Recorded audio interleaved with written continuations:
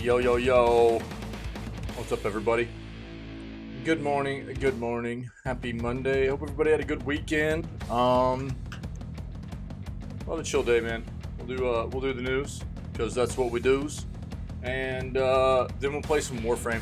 It'll probably be like kind of a little bit of a half of a Warframe week, or 3 days of Warframe this week, something like that. I've been enjoying Warframe, and I haven't gotten to play too much of it here lately, so we'll do a little bit of that, and then plan on playing some Dredge starting Thursday when that game drops. So it looks like a cool little sea monster fishing type game, RPG-esque elements to it. Looks pretty neat, so we'll dive into that on Thursday. It looks like it's pretty cool, so that's exciting.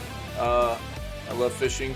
I love fishing in games, and that one's got some cool RPG stuff, which I love RPGs, and I love sea monsters, so right up my alley, man. Hope everybody's doing well. Let's go ahead and do what we do. Let's dive in here, man. Let's get into video gaming news for today, March 27th, and see what the world of gaming's got going on. Cool. Check it out. This is what we're listening to this morning. Crypt the Necro Dancer. Very cool rhythm-based adventure RPG game, and it's got a really cool soundtrack too. So if you're not familiar, go check it out. All right.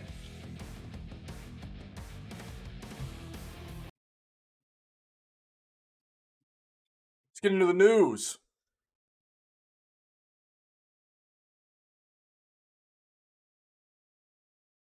Some Aussie deals, the hottest big smile sell gaming bargains for 2023. See if we can help out some of our Australian friendos with some sales on some gaming software, yeah.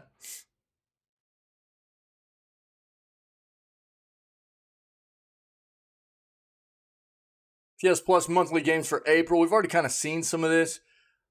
Games coming, games leaving, but we'll take another look.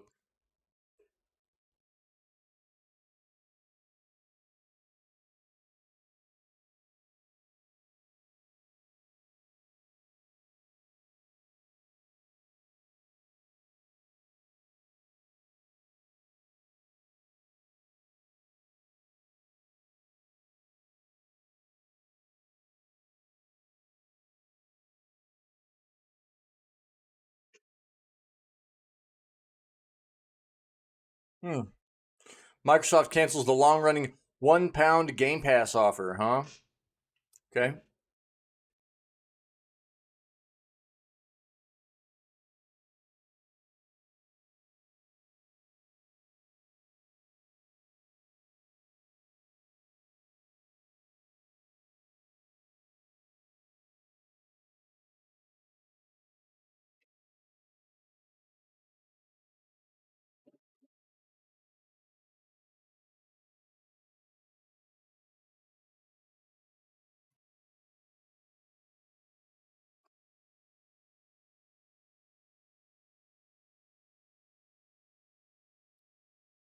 What's the verdict on the Resident Evil 4 remake? We've been following that. So it came out on what, the 23rd, 24th? I think it was the 23rd, right? I mean, we've been taking a look here recently, and it's been doing very well, actually. What was it, like 97% positive of over 17,000 reviews at this point. RE4 is doing very, very, very well. Even from a critic's standpoint, if we go take a look at Metacritic as well, Metacritic's highly rating this game. It's so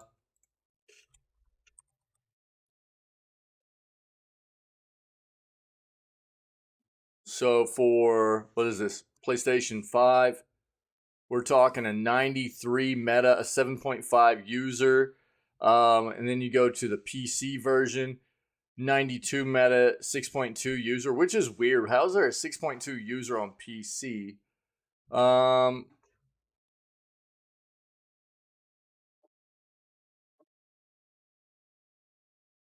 While there's so many positive reviews on Steam, that's a bit weird. We would have to take a dive into seeing why there's such a big contrast between 507 ratings on Meta at 6.2, on Metacritic at 6.2, and then on Steam across over 17,000 reviews at this point at over 97% positive.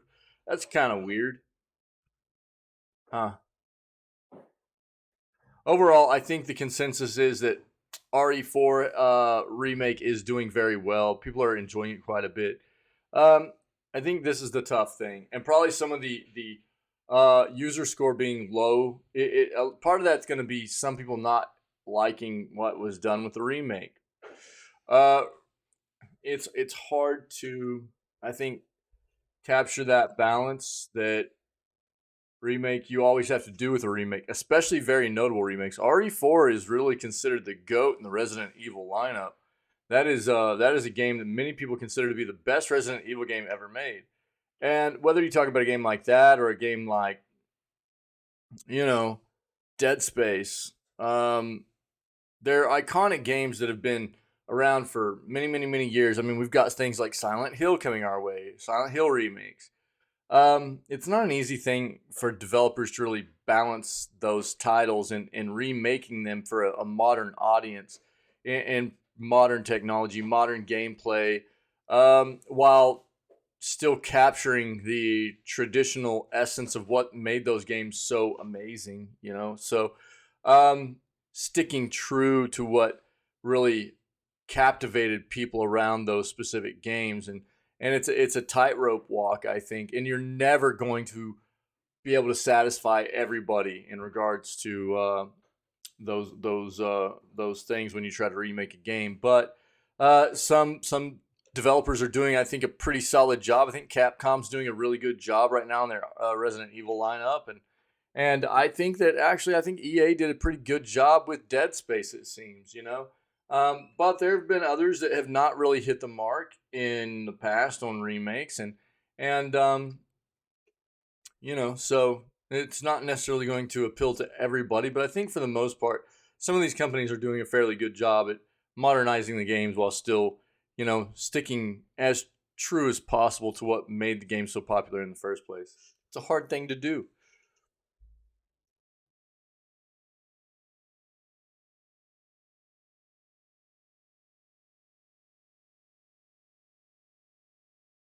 We've already touched on this a couple of days ago in the news.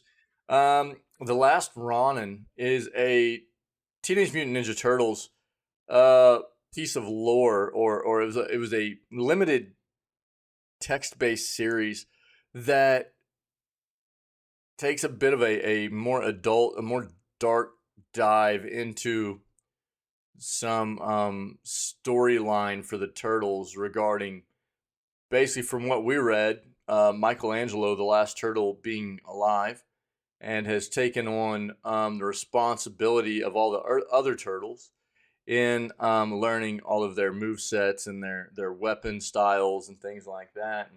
And apparently, there's going to be a game made around this premise. So that's pretty interesting, and I can't wait to see more on it. Actually, that's pretty neat.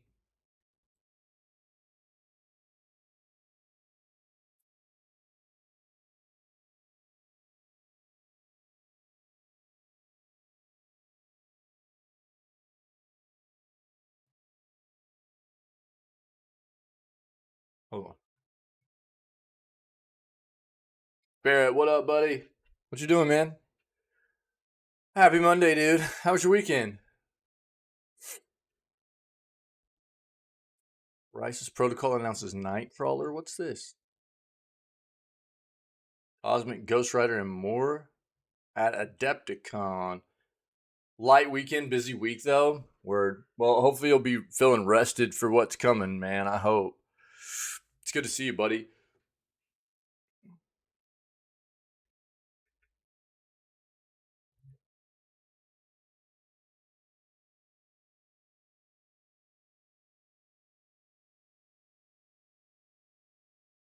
Okay. Meh.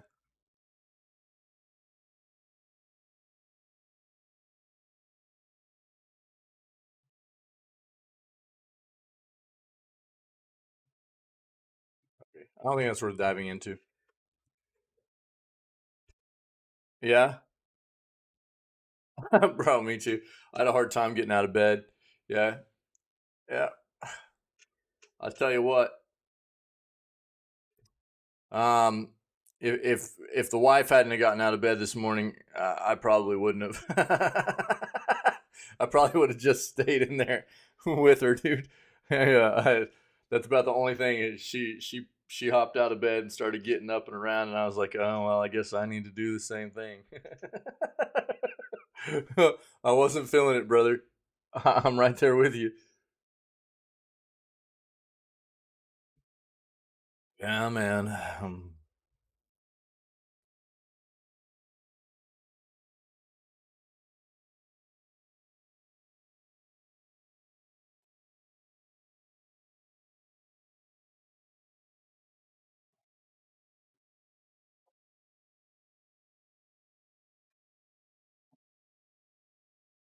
Bit bleak on the video gaming news front between yesterday and today.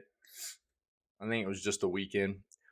Honestly, I think what it was, there was probably so much going on with GDC over the past week that a lot of stuff just died out over the weekend. I think is probably it. Yeah, I know, dude. Yeah, yeah, yeah. Yep. The Wii U and the 3DS eShop shutting down today. Yeah, yeah. So we've talked about it a lot, man. I mean, it sucks. I don't know what Nintendo's problem is, man. It's I don't know. It's I mean, I know what their problem is. Many of us can see through what Nintendo's doing, and they're not the only console player that does this, but they are one of the grosser ones. They really they shine through whenever it comes to things like this. It's the greed, man. It's really what it comes down to. It's I don't know. I think that's at the forefront of what prompts them to resort to these kinds of mechanics of just not having everything on the same platform and then shutting down all these platforms eventually and not giving people access anymore and stuff. You know, it's weird, but I'm sure there are more ins and outs to it than just that. But there's no doubt about the fact that that's a big part of what is at play for these console makers. No doubt about it. So feels bad, man.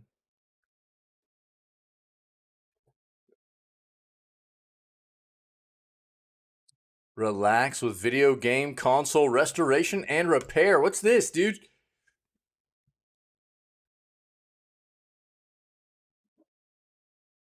Cool. Yo, this is a sick article. Look at that Wii. Where were they playing this, dude? At a campfire? Who mistreats stuff like this, dude? Oh my god. This hurts my soul, dude. Look at that. Oh my god.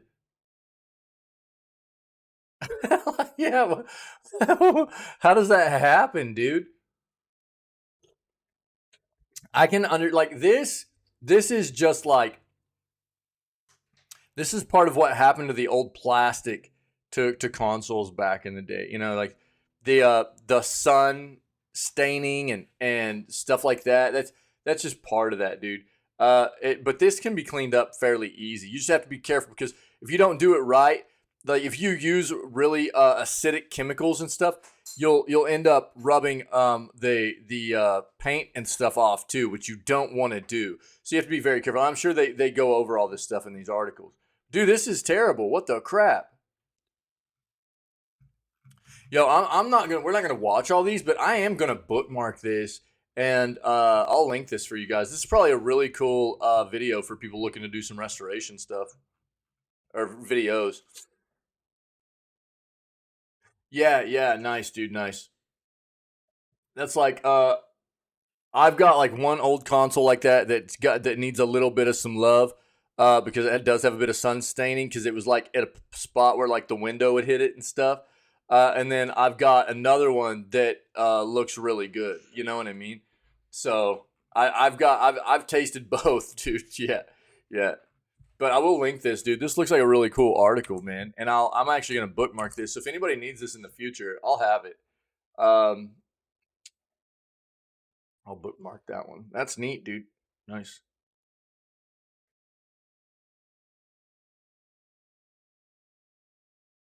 What is this? Oh, Dead Cells Return to Castlevania is getting a PS5 version. Cool. I don't think it's this is going to mark the first time that the acclaimed roguelike would be playable natively on PS5. Cool. All right, yeah, we'll read into it. That's neat. Good. Nice. That game deserves to be on the PS5. Dead Cells is great for anybody that likes roguelikes.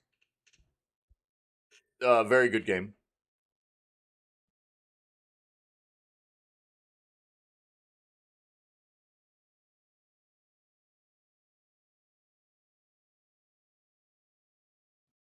Yeah, again, I mean, RE4 is doing very well right now, it seems. Looks like Capcom's done a pretty good job with that.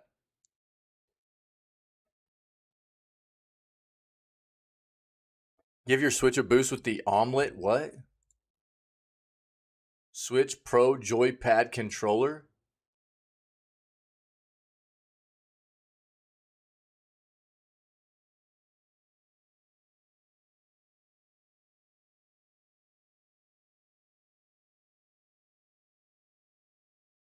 Definitely looks better than a Joy-Con.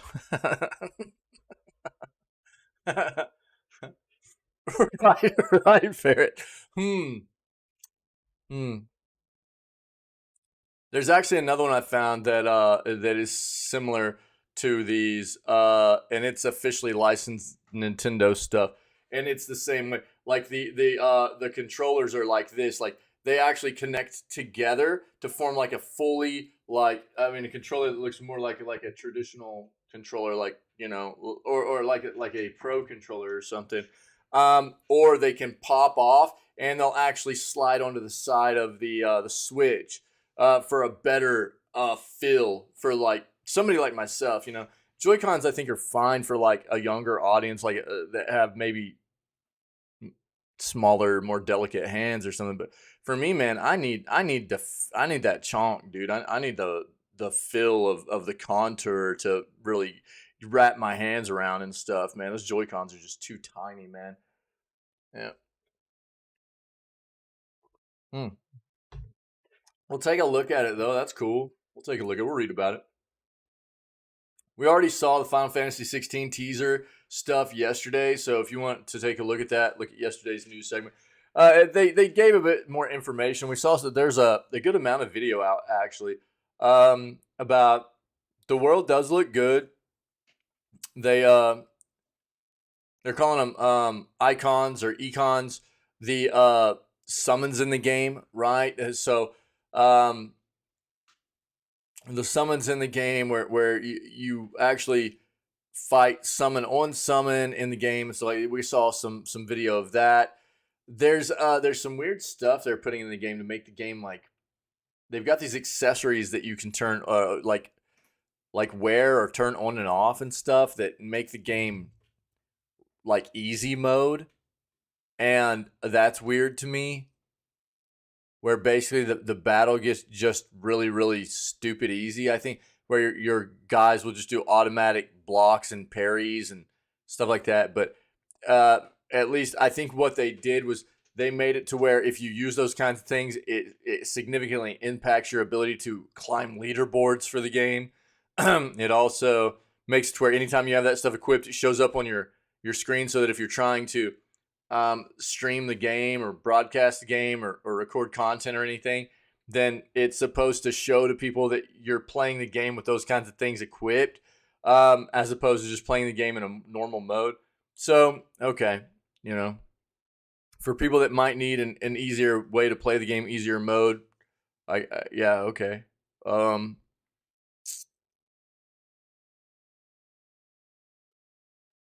at least they did it while incorporating things to dissuade people from just constantly using it just to breeze through the game for no reason. If you're actually, it'll prevent people from trying to climb leaderboards with it and stuff like that. So that's good.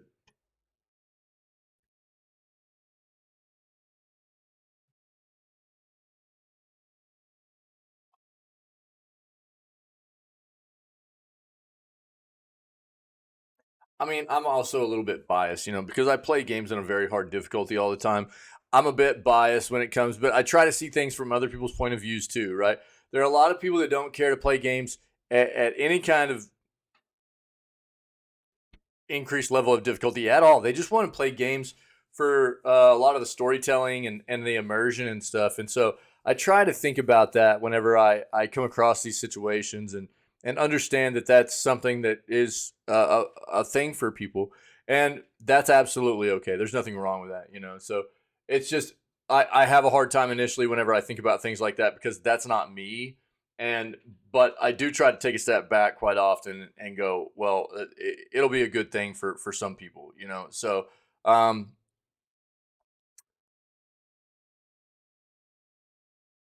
I try. I do try.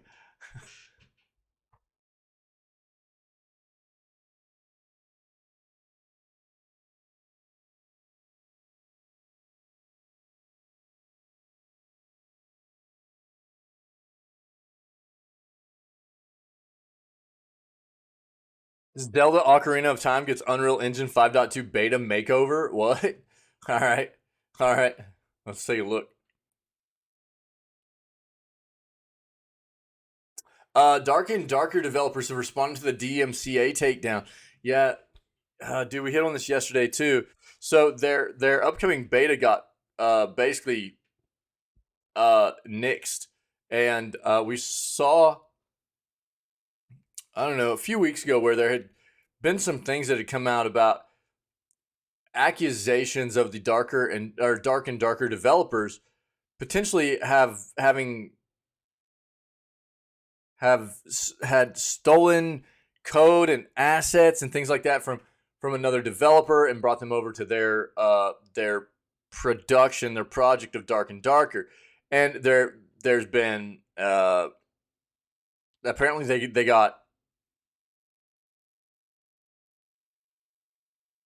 they're being sued for it right now is what it comes down to. They're being sued for it. And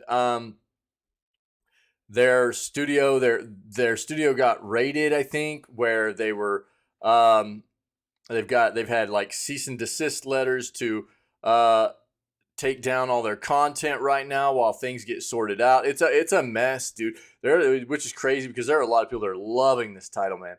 There are a lot of people that are loving this title. People that have been playing the beta are really hyped to play more of it, and now and of course the developers behind Dark and Darker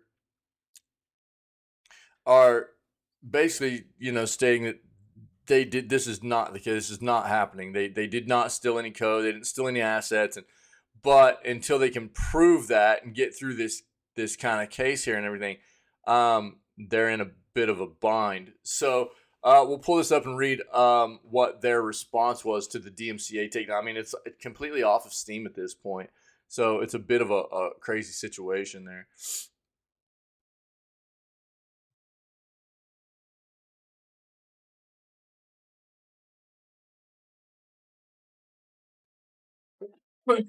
Excuse me.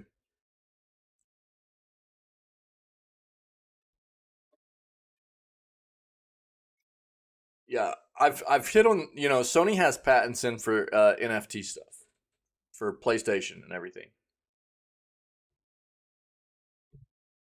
And I'll be honest, um, what Sony is heading towards as far as their patents are concerned in regards to incorporation of blockchain NFT types of mechanics is exactly what I've been saying the entire time NFTs have come about and become a more, trendy kind of thing in the industry, is that in order for, I think, it to be embraced by the consumer and us as gamers in any capacity, it actually has to be something that is mutually beneficial to us as well as the developer. And to this point, it hasn't been, and I don't think it will be until there's a pretty fleshed out gaming universe where your NFTs can be taken from console to PC, from gaming universe to world, where you can use a car in like GTA, and then use that same car in Gran Turismo, and then use that same car in Cyberpunk, or even if it's just a skin or whatever, even if it's just a skin, or same thing for weapons, even if it's just a skin. I mean, that's the flex, right? That's the flex, and that's where people are really going to, gamers and us as the consumer are really going to have more of a propensity to buy in to the NFT side of things. If we're allowed to flex throughout all of our games that we are interested in playing, and having these, NFT assets that we can show off and flex within, and still potentially have them as something that we can, you know, trade and sell or what have you. But so far, it's just been a lot of scummy stuff going on with it. So that's why, like, I mean, up to this point, I've been telling everybody, I've been advising everybody in this community and from my content to be very wary of it. It's a very scummy thing. It's not being incorporated in a way that's beneficial for both a developer or a creator, as well as, us as the consumer, to buy into it. And I think in the gaming world, until we get to that point where these consoles and the PC world and everything is so fully fleshed out and meshed together and everything, that you can take those items from game to game and world to world, I don't think that we'll be at a point where it makes sense for people to buy into it, really. But Sony, I think, is on track here, to be honest, with their patents they're laying out, because that's what they're working towards. NFT transfer feature across different gaming consoles, such as the Xbox or cloud-based video games, between their consoles and their cloud-based services, or their whatever they've got going on their platform as well. So I think that's where it's really gonna take off at.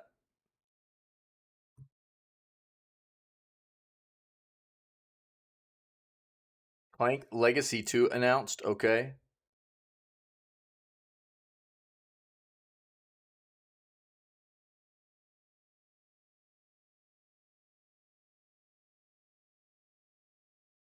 Oh my god.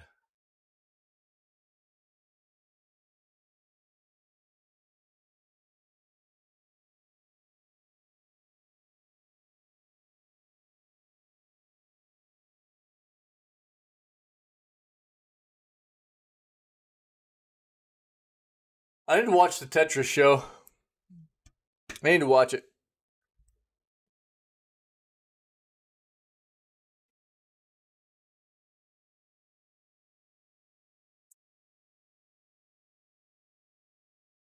New Avatar, Frontiers of Pandora screenshots. Take a look.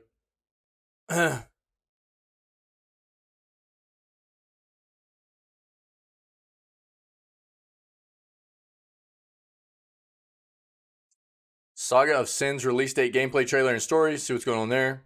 Ravenbound, same thing. Release date, gameplay trailer, and story.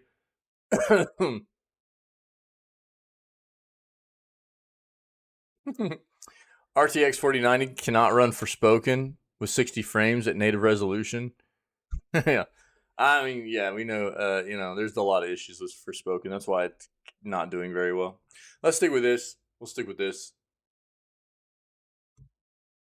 Zelda Ocarina of Time gets Unreal Engine 5.2 beta makeover.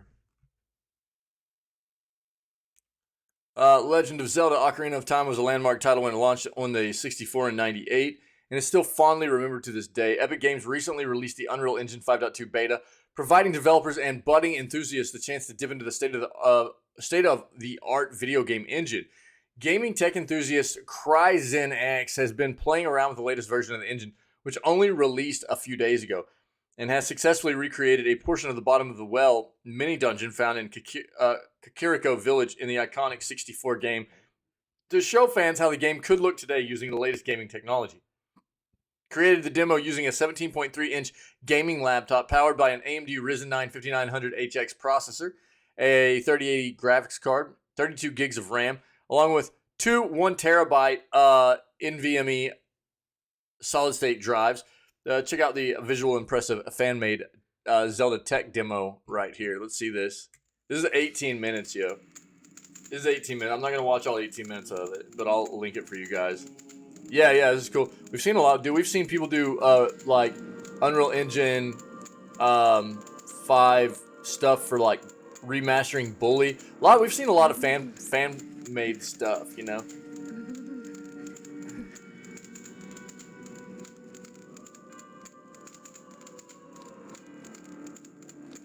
Yeah. We'd actually already seen some other Zelda stuff. It wasn't necessarily any specific title, but it was like somebody did a bunch of Zelda stuff in Unreal Engine, and it looked amazing. It was just like showing off what a Zelda game done in Unreal Engine could look like. It was incredible.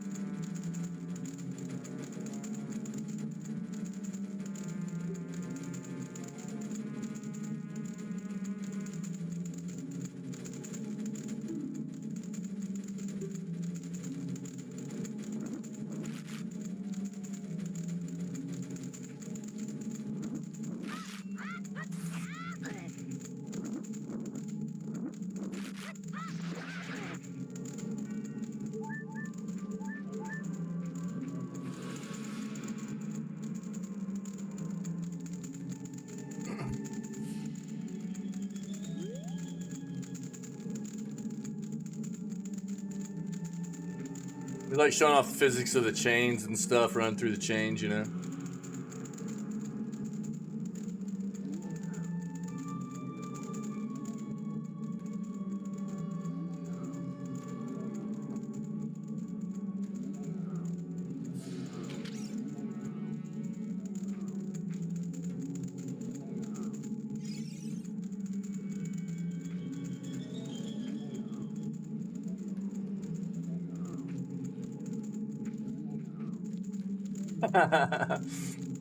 Yeah, I can. Yeah, we've actually had these discussions, man. Because again, we've seen some of this kind of. I'm gonna fast forward a little bit. See some of the other stuff going on here. I'll link this for everybody to take a look at, and watch the whole thing. We've seen like what people, because obviously there's a market for it. There are a lot of people that are doing just like fan-made stuff, you know, with Unreal Engine for a lot of different titles, but there's a lot of Nintendo content that's being made like this, you know. So a lot of people want to see the Nintendo side of things get a bit more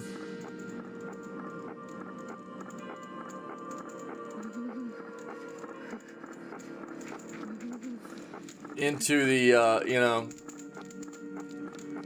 enhanced visual, you know, graphical fidelity side of things. I think there's definitely a market for it.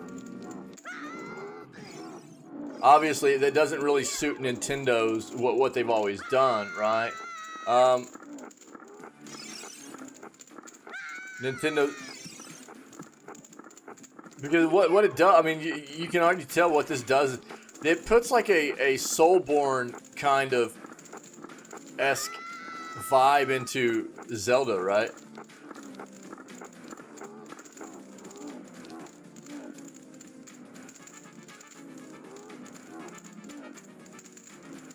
It definitely makes things feel darker. Yeah. Well, and I don't know. I think that, I mean, for me personally, I would love to see Nintendo do this kind of thing, but I don't see them really. This isn't what they want.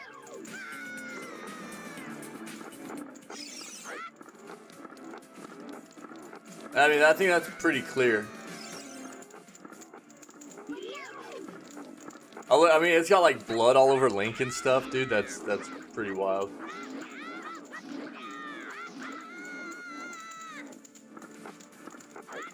Like, Nintendo would never have that, dude. Nintendo would never have blood all over Link and stuff, I don't think, you know.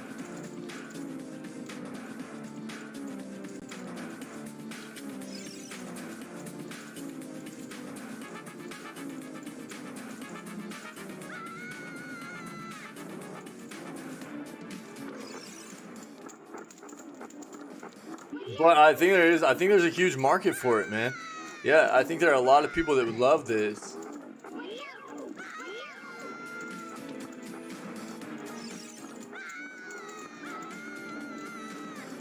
Link's getting jacked up, man.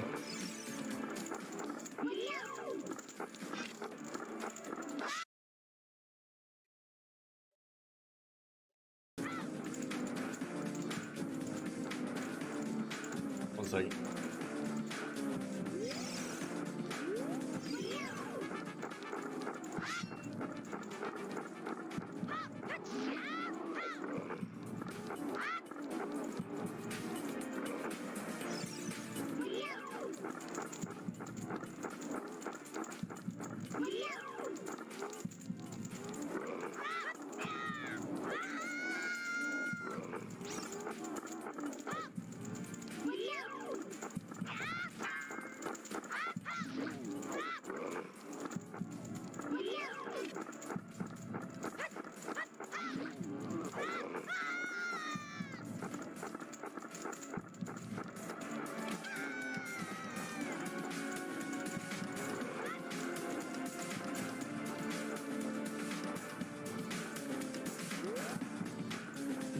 So, yeah, I don't know. I'll link it so you guys. I'll link it. No pun intended. You guys can watch the whole thing if you want. That's pretty cool, man. I mean, it just goes to show you, we've talked about this before too, but the UE5. Intend your puns. It really wasn't. I just I said it and then I realized what was going on. The UE5 is pretty intuitive, man, and it's really nice for creators, from what I understand. So there are a lot of people getting a lot of cool stuff done, and we've seen a lot of it from this through a very right after UE5 got released to the public, man. Like I said, we saw things with a bully, fan-made bully recreation that was really cool. There's been all kinds of stuff. There's a lot of stuff out there to look at and see, and people have done a good job with it. So I don't know. As far as I think there's a market for this kind of content for Nintendo, but I don't know if I ever see Nintendo really going this far with it, because of they're just so Disney, dude. You know? They're just so Disney with all their stuff. If that makes sense. So, but here, that's a pretty nice 18, almost 19-minute video there for people to take a look at, of what some of these old games could be recreated as, graphics wise and stuff. And I mean, this isn't. I mean, this is good. Don't get me. This is good. This is good. I'm not going to downplay this. This is good. But I mean, we have seen some incredible, mind blowing stuff. For things like this that have been done just fan made out of the UE engine, man. So it's an incredible thing. It's a very useful tool, and it's very intuitive. It seems, for content creators, so and developers. So very cool. Yeah. That's what I'm saying, man. I mean, they're Disney, dude. That's what they do. They are the Disney of video games, man. It's that's why they don't really care and that's one of the reasons that they're able to really drag out they've been able to drag out the Switch, man. Mithril, what's up, buddy? They've been able to drag out the Switch is because because of the way they play their content to people, they don't have to worry as much about the graphical fidelity of things. Therefore, they're able to like kind of stretch out how old their hardware is. But I mean, dude, the age has been showing for me for a while, man. So, I got an article for you, Mithril. Hold on. But that's a pretty cool little article right there that's in chat. Nice little video too. So that's pretty neat. Pretty neat. Here, I got you, Mithril. Check it out, dude. Aussie deals, dude.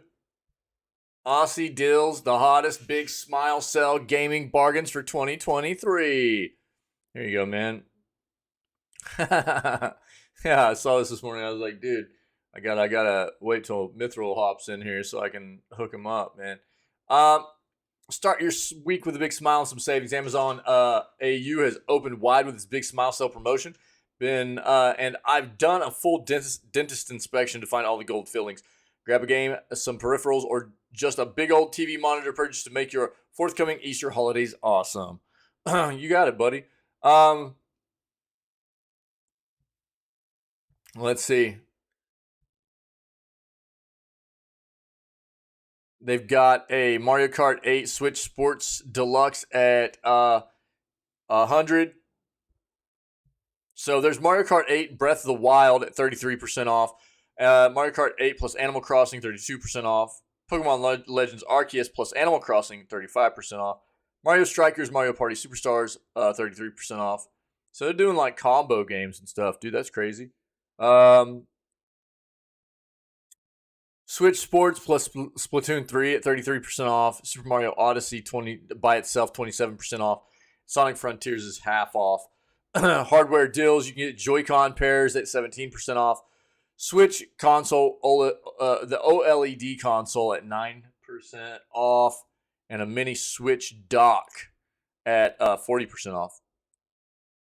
Also going on, some PC deals like the Razer Death Adder at 75% off.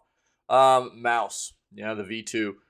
There's looks like they got a bunch of keyboards and mice and stuff to look into. PC game deals, Star Wars Jedi Fallen Order, $5. Sleeping Dogs. So Fallen Order is 90% off. Sleeping Dogs 85% off. Celeste 75% off. Murdered Soul Suspect 90% off. These are just some of the deals they picked out too. Xbox deals, Elden Ring, Watch Dogs Legion, Lego Skywalker Saga, Atomic Heart, AC Valhalla, Immortals Phoenix Rising, Plague Tale Requiem, Sonic Frontiers, hardware deals, controllers, wireless adapters, PlayStation deals, Dying Light 2, Skywalker Saga, Callisto Protocol, Atomic Heart, Sniper Elite 5, Crisis Core, Final Fantasy 7, Red Dead Redemption 2, Grid Legends, Watchdog Legions, Sonic Frontiers, some more controller stuff. And there's like even Lego stuff on here, man. And then some like home IT stuff, some TVs and monitors. What is this? Audio deals, okay. Probably some earbuds and stuff like that. Sound bars. Dude, even some solid state drives and stuff like that. All kinds of stuff in here, man. But again, this is going to be just some of the deals that they picked out. I'll link it for you. Yeah, it's a pretty big discount. Yeah, for some of those games. Yeah. Yep. So there's the link to it right there. But apparently over in Australia, they've got the big smile sale going on. So this is just some stuff that IGN picked out specifically to showcase for the sale. So if you're interested in getting some deals on like games and tech and stuff like that, right, might be a good time to look. You might find something other than even what's in the article here to get your hands on. You might have been interested in a while. Who knows? Yeah. Oh yeah. Right on the. Yeah, I get stuff all the time for all over the world. So usually I try to, make sure that whenever I'm reading it out, I'm letting people know. And quite often what will happen is like, even if a sell is in one part of the world, sometimes they'll start doing a sell just in another part of the world just because and stuff. So sometimes it's worth even checking even if you're coming across a sell that's maybe not in your part of the world, especially like on a site like Amazon that's like all over the place, it's worth taking a look and seeing if they are doing a sell in your area too, because that'll happen sometimes, right? Hopefully you'll find something in there though, Mithril and any of our other Australian friends. Yeah, take a look, see what you can get, man. Dark and Darker developers respond to DMCA takedown by Nexon after removal from Steam. We read about the removal from Steam yesterday. This is a concerning thing here. There are a lot of people that are really enjoying this game. So let's see what happens moving forward here. Yeah, we read about this about a week and a half ago. We saw where they were getting blame already, and now it's kind of coming to a head. Yeah. So we knew that something was coming down the pipeline for this, just didn't know exactly what,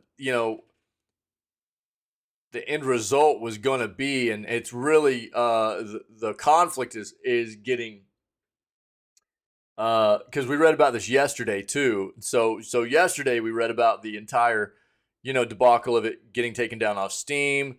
It's official. They have like cease and desist letters out to them. They got raided. Basically, their studio got raided, trying to find things that can help implicate the stolen assets and code and stuff like that.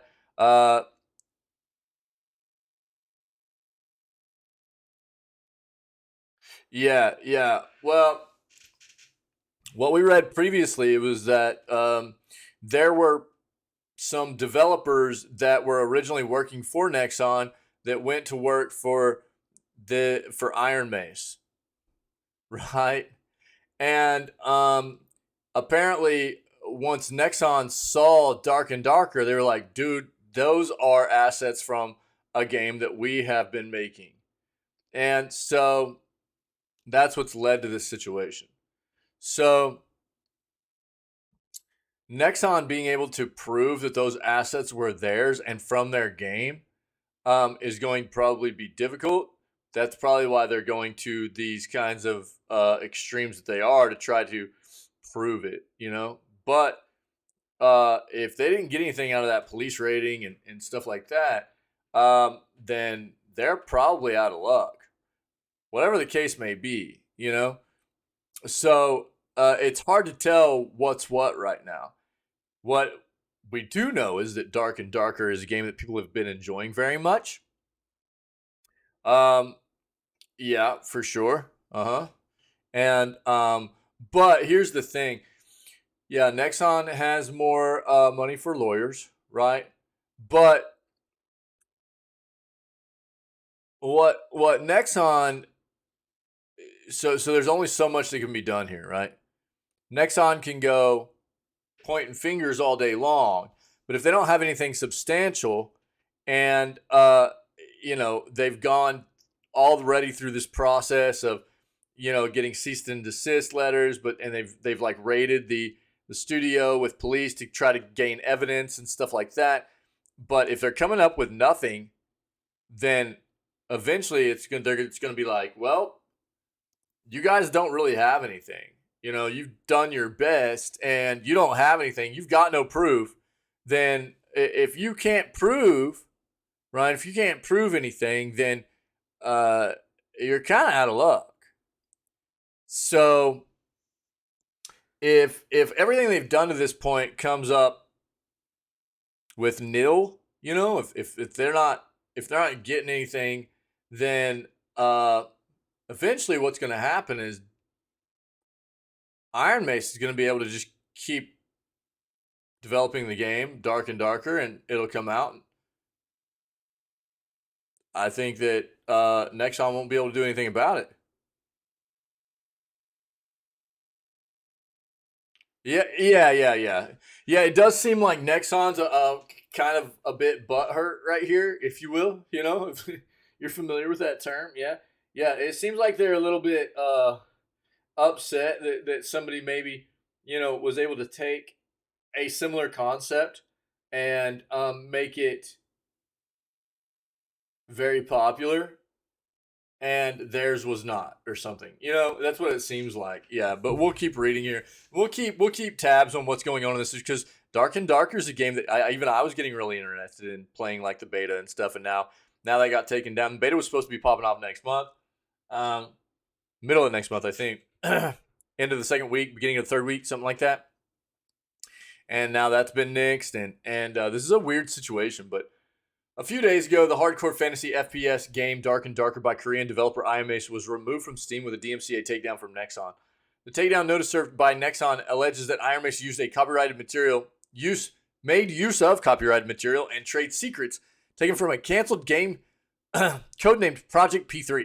The company claims that Joo Hyun Choi, the team lead working on the project, transferred files to his personal server before being terminated and then approached additional team members, convincing them to leave Nexon to create a similar game outside of the company. On top of that, Nexon claims that Terrence Sunga Park, former director of game development at the company and head of the sub-team for Project P3, left the company 3 months after Joo Hyun. Man, I got the yawns. Sorry, guys. Choi's dismissal to form Iron Mace. Joo Hyun Choi himself then joined Iron Mace as its managing director. 10 out of 20 members of the team working on Project P3 also left Nexon and are believed to be currently working at Iron Mace. Nexon also claims that before the test version of Dark and Darker was shared, no other game had the same concept, genre, and plot as Project P3, and it's impossible for Iron Mace to have developed its game in such a short time without stealing Nexon's trade secrets and confidential information. Nothing's impossible, right? Another allegation mentions that the names of 2,338 files are identical between the two games. While Nexon admits that both games are developed in Unreal Engine, the number of identical file names is too substantial to be a coincidence. It does seem suspicious, right? It does seem suspicious. Nexon also claims, we'll talk about it. I'll finish reading this and we'll talk about it. Nexon also claims that similarities in character design and similarities in concepts, genre, and storyline prove its allegations. An example brought by the company is that the premise of both games involves adventurers who delve into dungeons full of monsters and treasures in their quest to seek riches. Further alleged similarities include the PvPvE genre, FPS and RPG elements, character classes, game starting point, and user interaction with game features. Today, Iron Mace provided an official response on his Discord server addressing Nexon's claims point by point, calling them baseless. We read that Nexon's copyrights were filed in February 2023, over 6 months after Dark and Darker was made public. Iron Mace also claims that the file transfers made by Choi to his personal server actually was authorized in written form by Nexon executives. While he talked with his former team members about his plans to create a game in the same genre as Project P3, he allegedly explicitly clarified that all development would be made completely from scratch, which appears to have been testified to the police investigating the lawsuit Nexon separately filed against Choi. Iron Mace also adds that the fact that many of his team members decided to leave Nexon to join Choi shows how much trust he instilled in his coworkers. The studio goes on to dispute the claim that no other games had the same concept, genre, and plot as Project P3, since the other games like Expedition Agartha include all three similar elements. We then get a description of how Iron Mace managed to develop the game in its current form in a short period of time, including better team structure, purchase of assets from the Unreal Marketplace. Studio claims of having evidence of its development process and development milestones and is preparing to share them. Interestingly, according to the studio, Project P3 was built quickly and haphazardly, and using assets designed and code built for it would have been a hindrance rather than a benefit to the development of Dark and Darker. The response also includes a detailed explanation of the similarities in file names. Of the over 2,000 files listed by Nexon, the majority are due to the usage of the same engine. Of the remaining over 1 million are due to identical store-bought assets and Unreal Engine plugins. The remaining 82, which are actually 41 because the file names are repeated twice with different extensions, can allegedly be easily explained by recommended file naming conventions and general conceptual names associated with a typical first-person fantasy game. Iron Mace is willing to have a comparative analysis of the actual content of these files via third-party auditor if Nexon agrees to provide its own files. In conclusion, the studio challenges Nexon to compete on merit by promptly accommodating the comparison of source code, custom assets, and design documents with the police to quickly and decisively put an end to this matter or renounce their baseless claims. Read the response in full below. I'm not gonna read that whole thing, but that's pretty bold. Ironbase mentions that it will soon share the following to bolster its case. Since this issue is newsworthy in Korea, we will be preparing the response in Korean. Response from our concept artist about the copyrighted character design. Source list for the assets purchased from the Unreal Marketplace. Videos showing key milestone builds from our first playtest builds until the more recent playtests. Git logs and file lists for the first year of development. At the moment, it's hard to say how this will end. Keep you posted if further developments surface about the fate of Dark and Darker. Yeah. Yo, Peter, what's up, buddy? How are you? So, I mean, yeah, are there some, there are definitely some circumstances surrounding this that seem a bit fishy, you know? At the same time, though, this is what I'll say. Oh,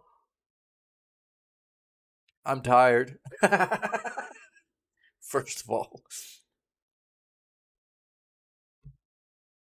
But this doesn't seem like a situation where the developer behind Dark and Darker is like cowering, They're standing up. Yeah. Yeah, quite possibly. I mean, this is the way it seems to me. It seems to me that there were an amount of people working at Nexon that thought they had a really good idea and a really good process for a game, a good project on their hands, and the rest of Nexon didn't see it. They scrapped the game, and that turned some people off, and they went, "All right, we're out. We're gonna go make this game ourselves." Right? I think potentially what they're doing here is they're finding ways to get this done by kind of riding a line, if you will, and I think, if they did reuse assets that were part of the project at Nexon, you can't do that, right? It's like that's stuff that's owned by Nexon. It doesn't matter if you helped create it, you worked on it, you developed. If you worked for that company while you created and helped to develop that stuff, that is still the property of Nexon, right? And that's where a lot of the issues are coming to light here is with Choi, potentially moving over a bunch of assets. Whether he was, obviously he was allowed to do that, right? He was allowed to, but they probably weren't thinking like he's going to be taking a bunch of our assets that we own with him, right? It was like, okay, he's got a bunch of personal documents or whatever that are on this server. He needs to move them over, which they probably should have been monitoring that if they knew he was leaving or whatever, But at the same time, yeah, he was allowed to take stuff, probably because he had a ton of stuff on some server that he wanted to extract and data that he wanted to maintain in some form or fashion upon leaving the company, right? Right. Right. If the same devs made new assets that were similar, and this is something we talk about a lot, right? So in the gaming universe, in entertainment as a whole, in the world, imitation is the greatest form of flattery, right? And things get imitated all the time because there are things that get done very well. And the big thing is like having to recreate them in a way that is not identical and unique to your own project. Yeah. And that's quite possible what's happening here. Just because it's a game that looks very similar, and let's be honest, if most of the people that were doing the majority of the work left Nexon to go work on this project, they didn't necessarily need all the assets that were already made. If they had been working on this for an amount of time and Nexon scrapped that project and they were like, let's go do this on our own. And they left and they went and made all this on. I mean, they've been doing this for a while already. So it's not like it would have been incredibly difficult probably for them to go ahead and start just building this back up, Yeah, exactly, Mithril. Yeah, exactly. So, I mean, is there the potential there that some of the assets were taken, renamed, and made to look a little bit different and stuff so that there's not, is there potentially some fishy kind of things going? Yeah. But is it also just potentially a situation where there are a lot of people that were doing the majority of the work on that project that were like, this is worth us leaving and pursuing on our own, and let's start from scratch and do this again. That's the potential too, you know. So we'll just have to wait and see what comes up. I mean, here's my thing: Choi and Iron. What's the name of it? There. It's Iron Mace. Yeah, Iron Mace. You know, they're being very, very blatantly like, "Yo, let's go. Um, check everything we have. We don't care. We didn't copy anything. Everything we have is original, unique, created assets by us. And if Nexon is ready to roll, then we can get a third party independent regulator to take a look at everything, and you know, we're about that. All we need is Nexon to bump their, to give their files up so everything can be looked at. They're ready to roll, and that's one of the things for me that goes, you know, it seems like they don't have an issue. You know, it seems like they don't have an issue, and that it's probably Nexon. That's what leads me to believe Nexon's. I don't know. Nexon, whatever the case may be behind the scenes, whatever may have happened, I'm thinking that Nexon is probably not going to come out on top here. Yeah, absolutely.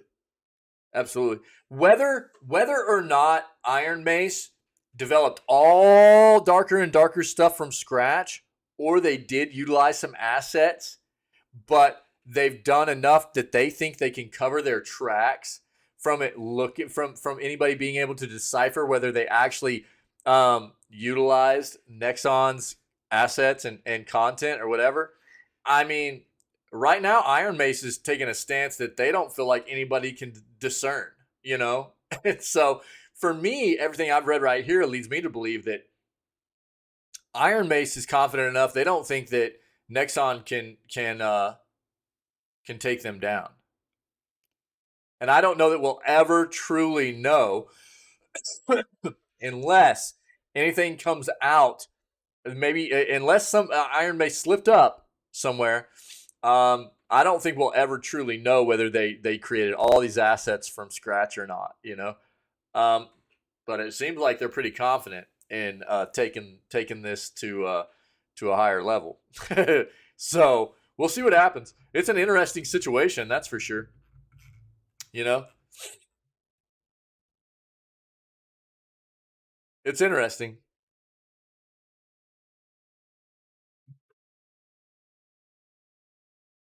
We'll keep tabs. We'll keep tabs. Clank Legacy 2 announced. Get our popcorn. I know, dude. This is where we're at right now. You know, right here.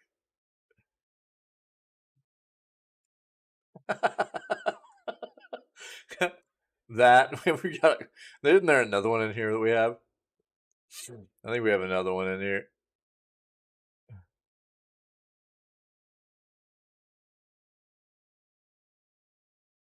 Can't find it right now. I thought we had another one in here for like that kind of situation. I'll have to look later. I don't know. There's so many to look through. That one works pretty well though. That's a good emote.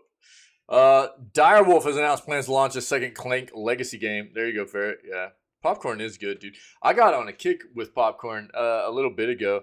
A few months ago, man, I was on a popcorn kick. But I would make popcorn and then I would season it up with like garlic and cayenne pepper. Man, it was so flipping good. I was on a kick where that's like I was eating it just all the time, man. The thing that would suck was like I'd end up putting a bunch of cayenne pepper in there and it wouldn't all stick to the popcorn. So sometimes I'd go to like take a bite, and if I like breathed it all while I was taking a bite of that popcorn with the cayenne pepper on it, then it would hit my throat, and I would just start dying, dude. Yeah, skinny pop. Yep. Yeah, dude.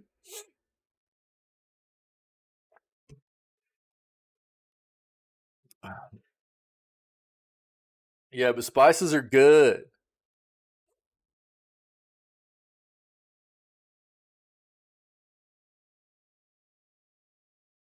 Oh yeah, word. I didn't know that. Uh, Actually, I'm pretty sure oatmeal is supposed to be a really good one for before bed too. It's supposed to be really good for helping you sleep well. Yeah. Well, I don't know, dude. I mean, are we talking about the Dune universe or what?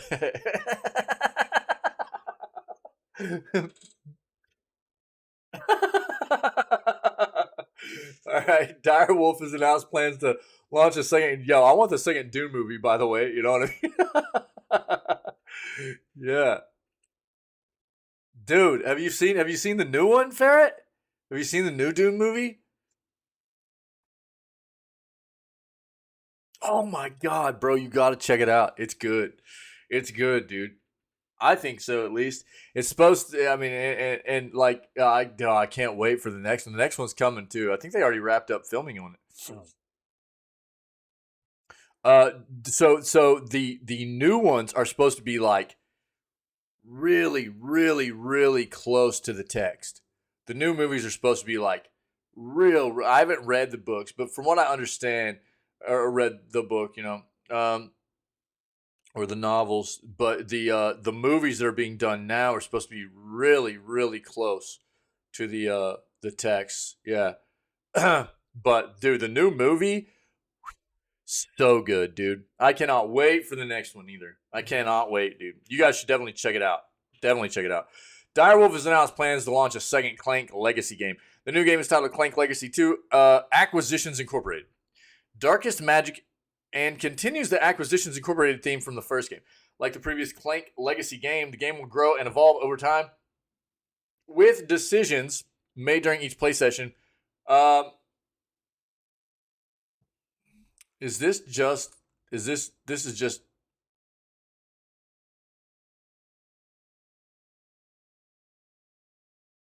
Yeah, this is board game stuff, huh? Is this board game or is this actual video game stuff? This is this place. You shouldn't have come.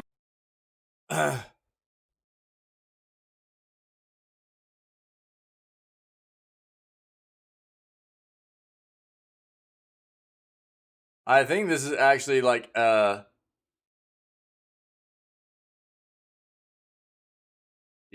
popular deck building board game. All right, man. I'll link it in case you guys are interested, but that's not what we're here for, man. That's not what we're here for. Video games, man.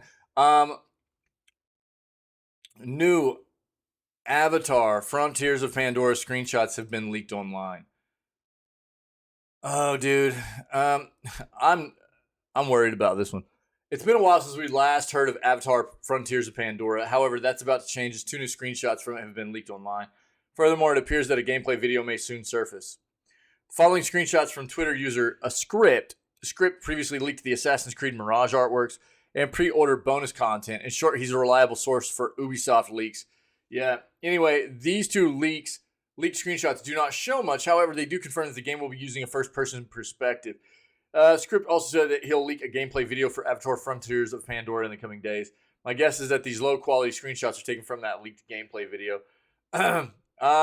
Yeah, Ubisoft plans to release Avatar Frontiers of Pandora in 2023 to 2024.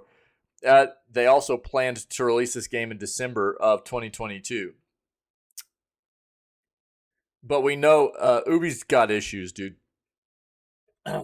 They've, I mean, outside of some of their more, notable series that they obviously, they pump out all the time, Tom Clancy stuff and Far Cry and Assassin's Creed, man, they seem to have issues. Um, the Skull and Bones stuff, man, how many 6 times that's been delayed now, and Frontiers of Pandora. I mean, they have their issues, man, and it's no secret, dude, that Ubisoft is really really uh having some struggles as a developer. Yeah, dude, I loved the first Avatar movie too. I haven't seen the new one yet though, and I mean that's when this one was supposed to release in December along with the latest movie. So I don't think that's the play though. I don't think it's going to be um like that. I from what I understand, I think the game's supposed to be like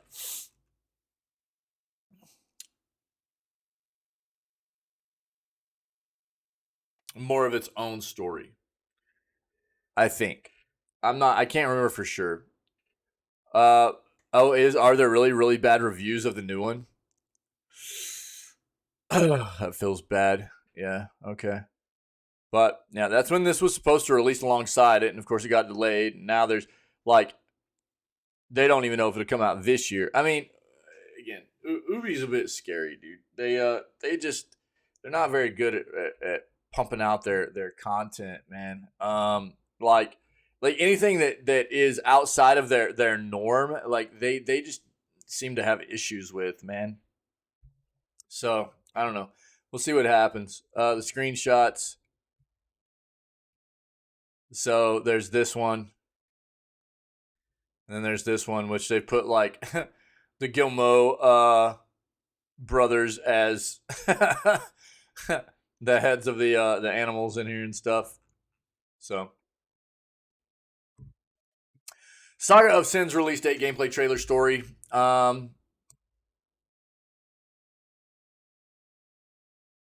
Yeah, I mean,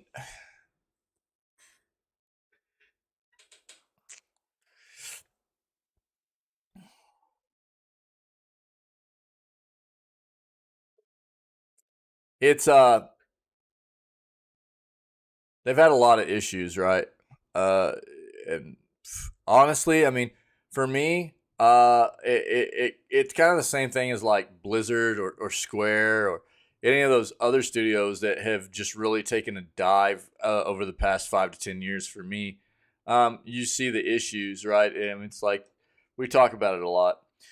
It's like the bigger they get, the more blind they get by greed, and it's no longer a development company that is mostly based on making money off of making great quality video games. It's just whatever they can do to make as much money as possible with no actual um, aim at providing quality content anymore or anything like that. For the most part, it's just and it's a lot of you find out a lot of bad stuff that's been going on within their companies and things like that, and so I don't know, man. It's not. I don't think it's an easy thing. I think the bigger a business gets, the harder it is to manage, and I think that's definitely something to take into consideration. But um, I think there are a lot of companies, a lot of developers out there that have been around for a long time that we've seen start to struggle because they've lost sight and hold of who they once were. Um, it's unfortunate, and I know there are still a lot of people out there that will look past that kind of stuff. Like there are a lot of people that are just still huge Blizzard fans, and there are a lot of people that are still big Ubisoft fans, and for me, it's like I can't do it, man.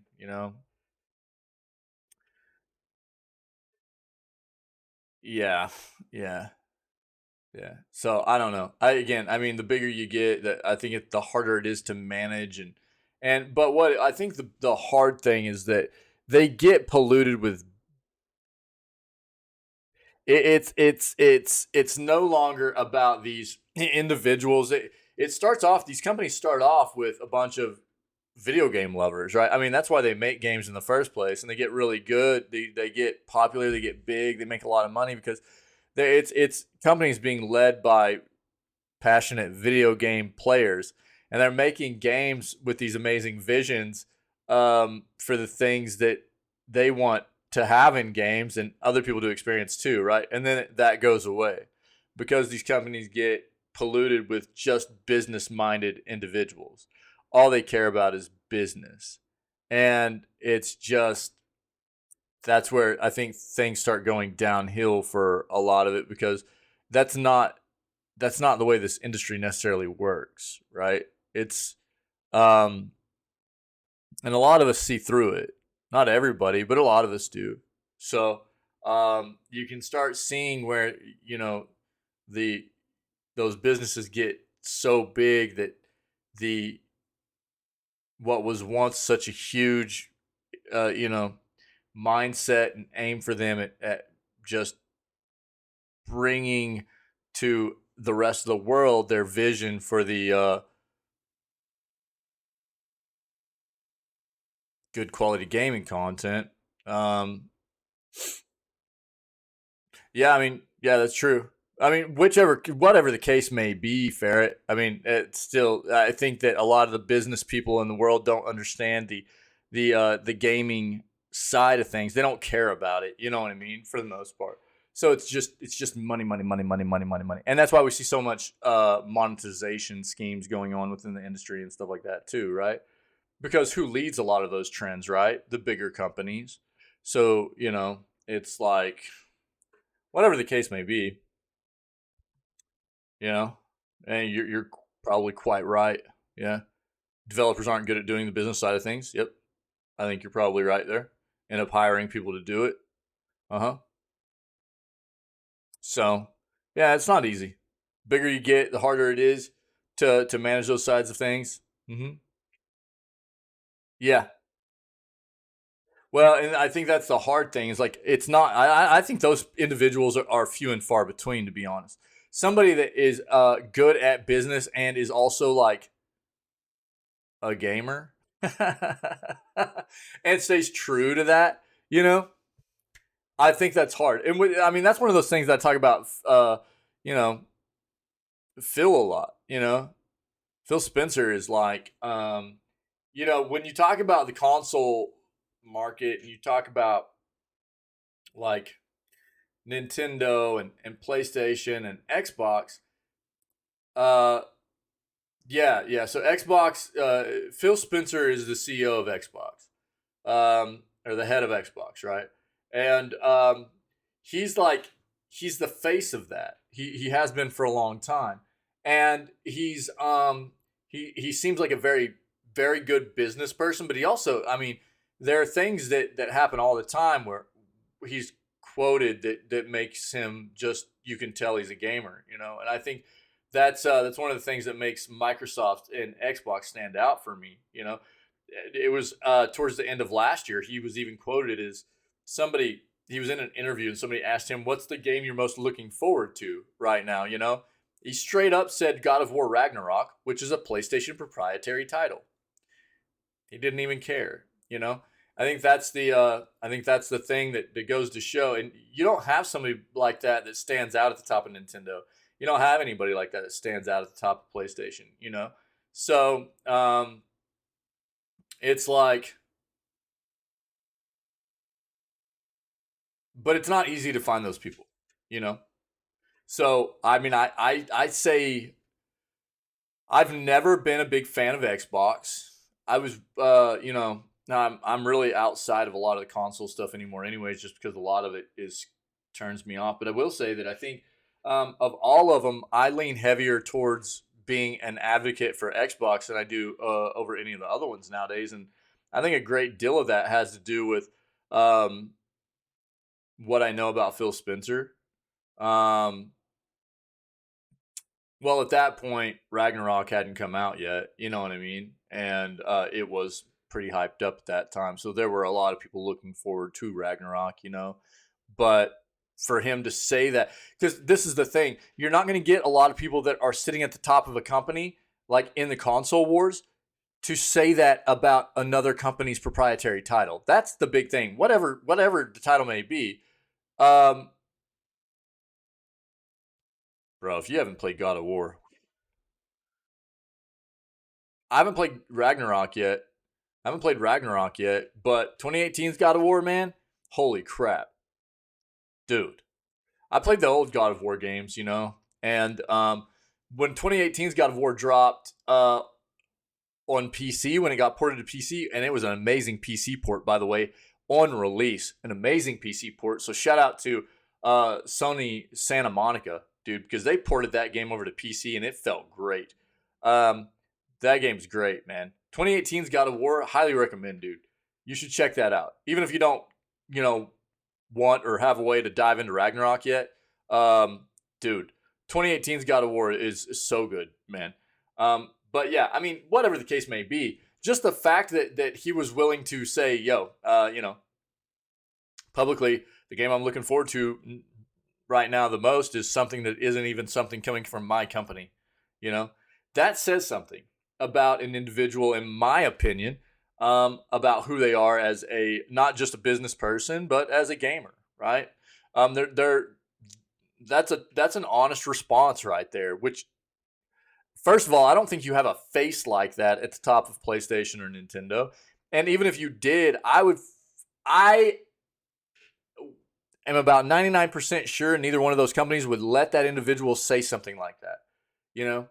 So, as well as the fact that, I mean, you look at Xbox, some of the other things that have really made me start gravitating more towards them in the console world is like they're doing better things with backwards compatibility, things of that nature. It just seems like they have more of a concern towards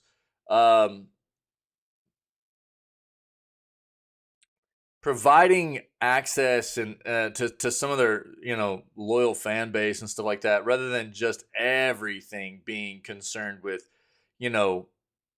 rebuy and taking away access and stuff like that. So, well, exactly, Mirthor. Yeah, that's what I'm saying. Like, yeah, that's kind of what I'm getting at. Yeah.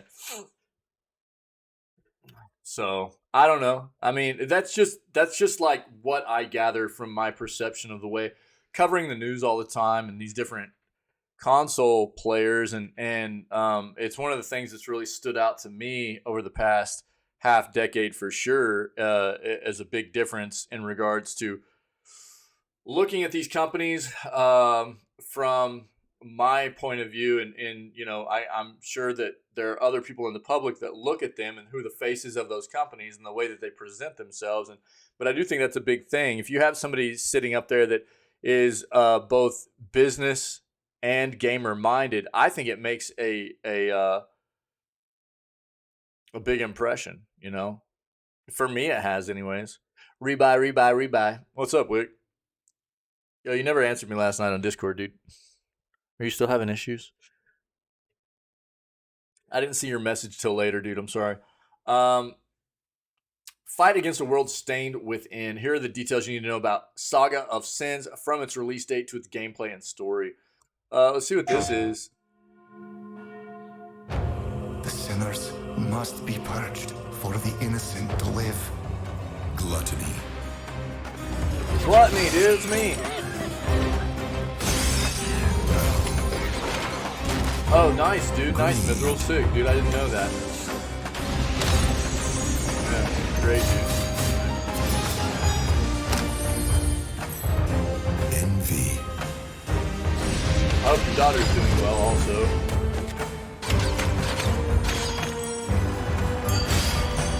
That's becoming a huge thing in the gaming world. It should have been a long time ago, but accessibility, features, whether it be within the software itself or actual peripherals and things like that, becoming a big deal, which is great.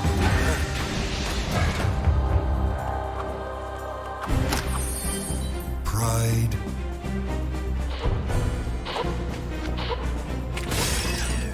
Exercised. And wrath.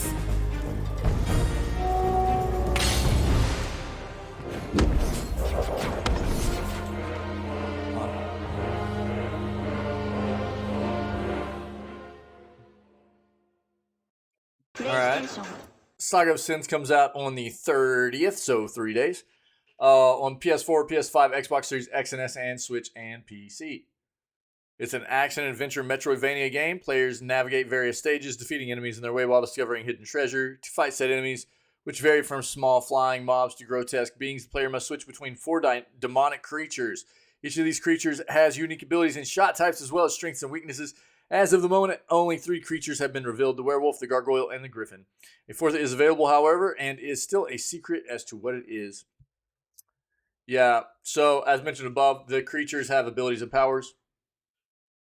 Werewolf shatters glass, gargoyle burns boxes and barriers, griffin climbs vine-covered walls, and you must switch between them at the right times to traverse the world and That's Metroidvania at its core, right? While exploring and defeating, that's actually something that seems very Castlevania Symphony of the Night. Actually, Castlevania Symphony of the Night. It was what there was. You were a wolf. You could turn into mist. What else was there? Could you turn into a bat too? You could turn into a bat also, and those were things you had to use to get through the environment as well. So that seems like something taken from a very iconic Castlevania Metroidvania game. While exploring and defeating enemies, the player can pick up gold from defeated enemies. Players can use the gold to upgrade skill tree, giving them upgraded powers and more. Okay. Cool, man. Looks cool. If you need more, I'll link it to you.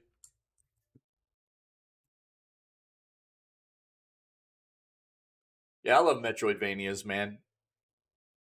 If you want a nice, like, platformer, kind of dark vibe, Metroidvania, you should check out Blasphemous, dude. Blasphemous 2 is in development right now, too. We've streamed it. We played it. Blasphemous is insanely good. It's a really, really cool game.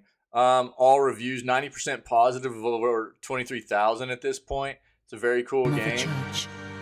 Greater than this is a really nice Metroidvania platforming game. Pretty cool.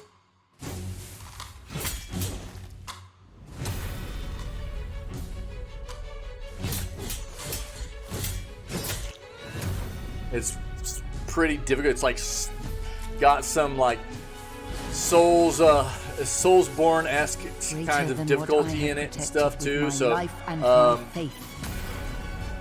but very, very, very good game. Very good game. I no longer have the power or the words to describe it.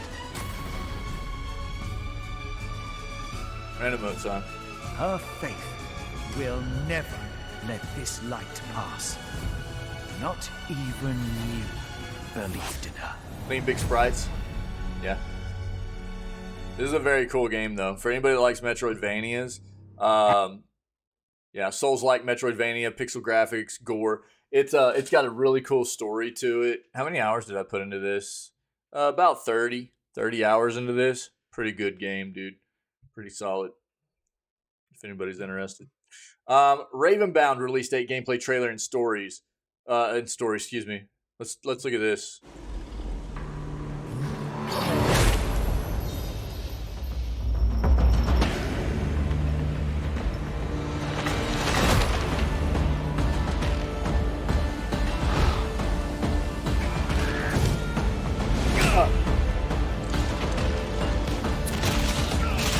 Open world roguelike, huh? Build your deck.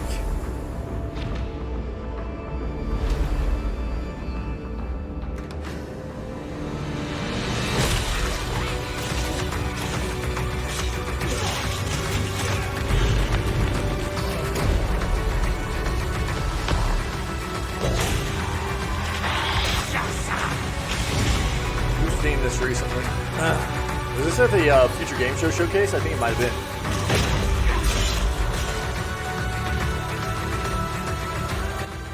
Yeah, I mean, that's me too, Mithril. I mean, that's what I can't really tell here is like how much of this is actual gameplay or if it's just cinematic stuff. I'm not real big into cinematics. There's nothing wrong with them necessarily, but I'm not buying into a game on its cinematics, man. I'm buying into a game based on its gameplay. So, third-person, fast-paced, open-world action RPG with roguelite elements. Players must roam the vast open world, exploring and killing enemies. Up to the players to decide where they want to go. As they explore the game's vast world, they will encounter various foes, locations, and challenges. Variety of weapons they can use to take down their enemies, including swords, shields, axes, and more. Find weapons to fit the playstyle and focus on those. Other than weapons, players will also have access to a deck. Deck, which expands whenever your character dies, lets you power up your character in various ways, whether it be gear, weapons, magic, or other passive effects. Each run you finish empowers your character more than the previous one. Take advantage of this to create a character that can face all odds. However, that doesn't mean that you can just power your way through enemies with strong cards. You'll have to draw and play the cards in your deck. Not only that, but you'll also need to play properly, attacking, blocking, and dodging attacks. This is an action RPG as much as it is a roguelike game. So the player must find a good balance between the two when playing. Interesting. So yeah, it did look like that was probably a little bit of gameplay in there, but it didn't show very much. It didn't seem like. It just showed like the beginning of you like engaging with enemies as opposed to actually like doing action. So I don't know. Is that on Steam? I do like so you know what this game reminds me of is oh bro, we played this not too long ago. Hand of Fate. Hand of Fate's what this reminds me of. Hand of Fate is a game where you've got like deck building kind of stuff going on, or there's like a card game aspect to it, while you're also getting into these ARPG battles and stuff. And it's a roguelike kind of system too. So it reminds me a little bit of that. I might just wishlist this so we can see how it does. I'm not necessarily super interested in it right now, but if it ends up appearing to be pretty good, we might take a look at it. Who knows? If you guys need more out of that, I'll link it for you. IGN Southeast Asia has covered previous releases by Omelet Gaming, a third-party controller manufacturer specializing in Nintendo Switch accessories.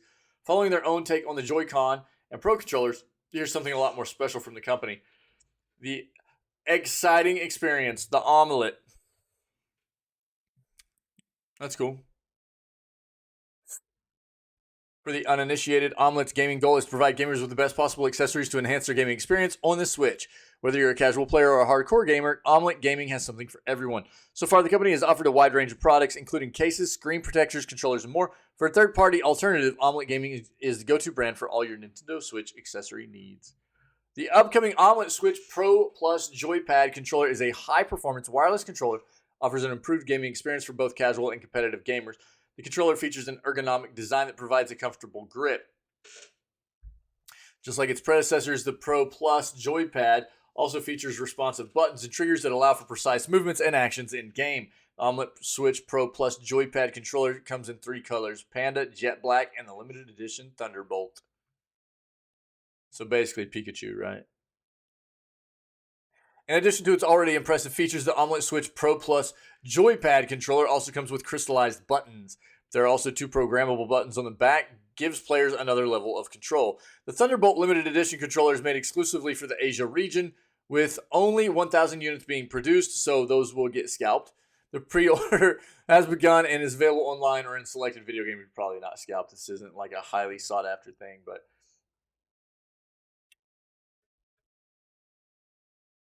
DRAM light on what?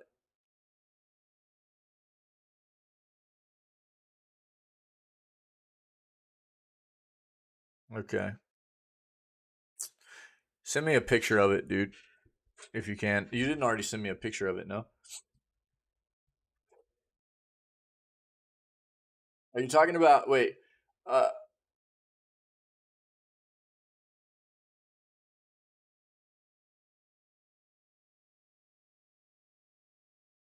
is it that orange light in the original picture you sent me on your motherboard?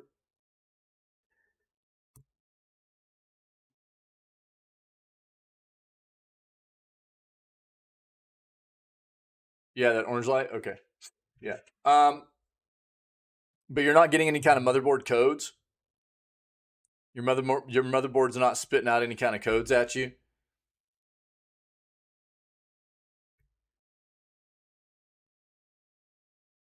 Like any kind of error Q codes or anything?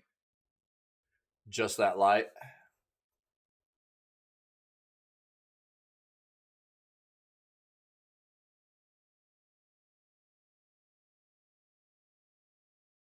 Okay.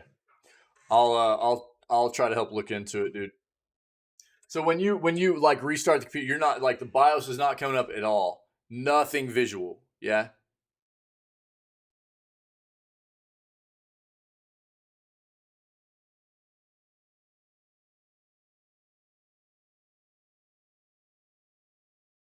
Okay. Yeah, I'll try to help you, buddy. Yeah.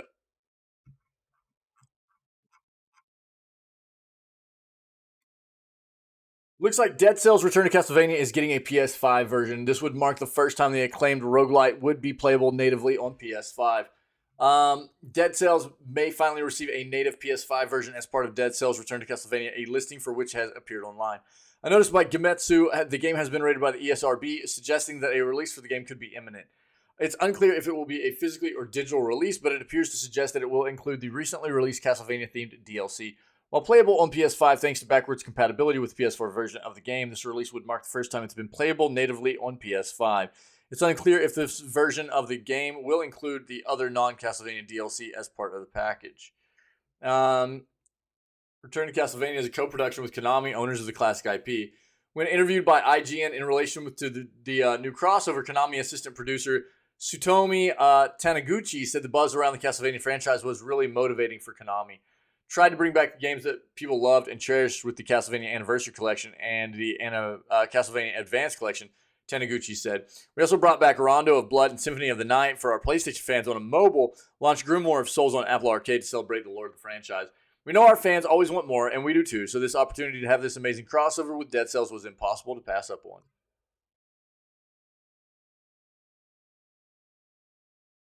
Oh, that's the animated. Yeah, okay.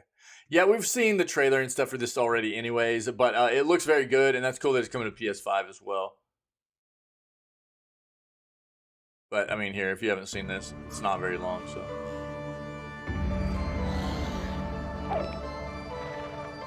Okay. Okay.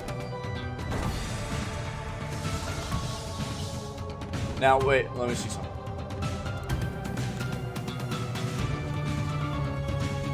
Okay.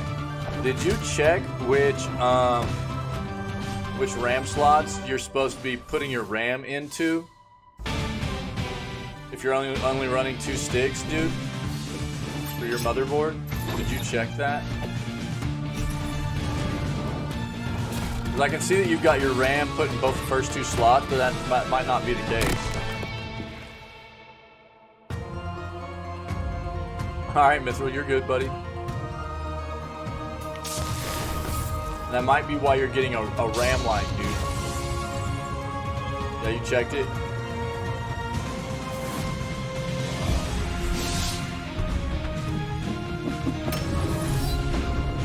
Your RAM's in slots 1 and 3 or 2 and 4.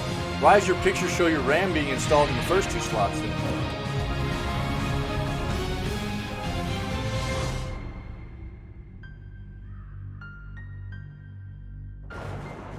Did you change it after that? Wrong in that pic? Okay. Because I was getting ready to say, I'm pretty sure on my Asus motherboard it's 1 and 3 as well. Okay, cool. Alright, well that eliminates that. Alright. There you go, guys. The PS Plus monthly games for April 2023 already have a few skeletons in their closet. Although not yet officially announced by Sony, the PS Plus games for April need to clean a few skeletons out of the closet. I'm doing well, Peter. What's up, buddy? How are you?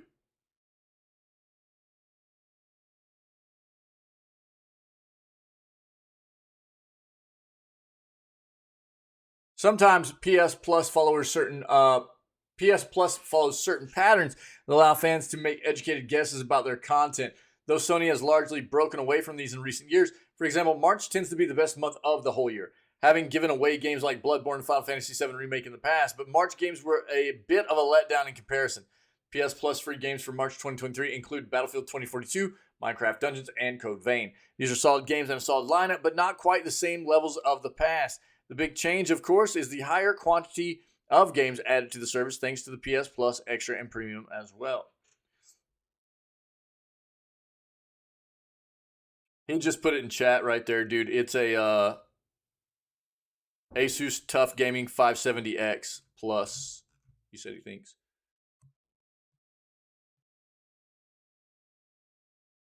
Yeah, it's up there in chat, dude. Yeah, you'll see it. Thanks, Ferret. We'll get you sorted out, Wick. We'll get it figured out, dude.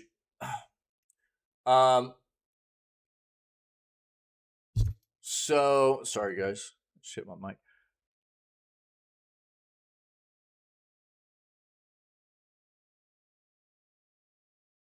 Those titles gave March a huge boost. If there's one month relying on something similar in April, speaking to the past, April tends to be a month of good, not great games for the PS Plus, if not sometimes outright bad selections. It's likely the PS Plus Extra and Premium games elevate April 2023, but the Essential tier needs to bring its A game to live down its past, and March failed to live up to it. PS Plus free games for April cannot rely on one headliner like April of last year tried to.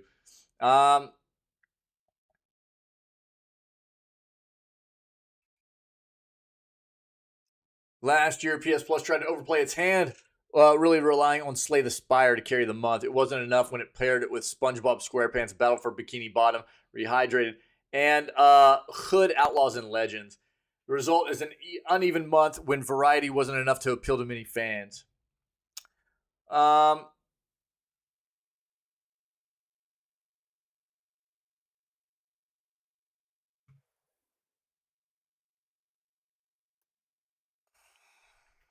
Remains to be seen what the PS Plus free games for April will be, but there are certainly some lessons. Okay, so I guess they're just saying that April hasn't been a great month in the past for PS Plus, but we'll see what they have this year once those release. Okay. Hood, yeah, I remember Hood too. Yeah, it was free on Epic not too long ago. Yeah, yeah. Yeah, I mean, every subscription service I think has months that are kind of up and down. You know, it just depends. April does have good releases coming out. I thought we had already kind of hit on it. What are the games coming? Why are they saying that they weren't out yet?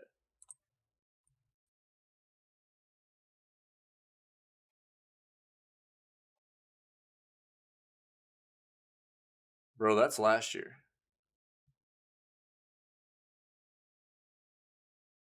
Five days ago.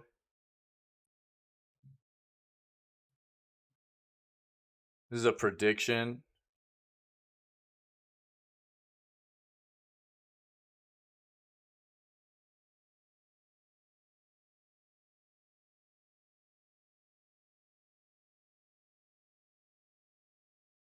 Wait, what was he saying? Where did he have the slots?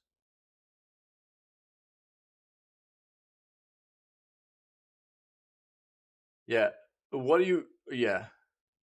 Because that's what I was saying. So that's what I was saying.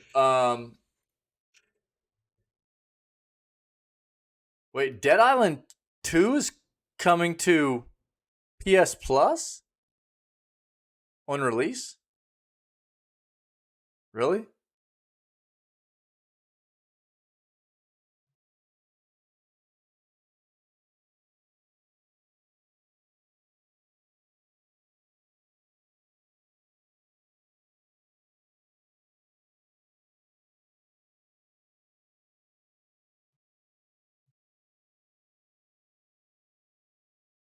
Oh, just getting released. Oh, yeah. I was like, dude, I didn't hear that. Yeah. I mean, well, I mean, as far as Dead Island 2 goes, that game, honestly, I mean, if anybody's going to play it, let me know how you feel about it. But there are some things about that game that I would say is a little bit sketchy just because it's been in development for a long time. A very long time, actually, because it has gotten delayed a lot. It's changed hands of developers a couple of times.